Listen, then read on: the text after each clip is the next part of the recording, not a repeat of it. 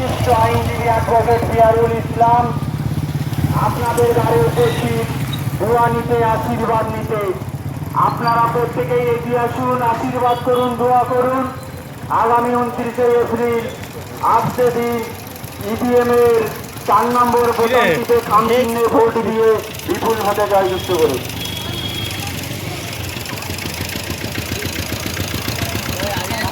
আজকে যে খেটে খাওয়া মানুষ রাস্তায় নেমেছে, লুটে খাওয়া মানুষের বিরুদ্ধে খেটে খাওয়া মেহনতি মানুষের লড়াই।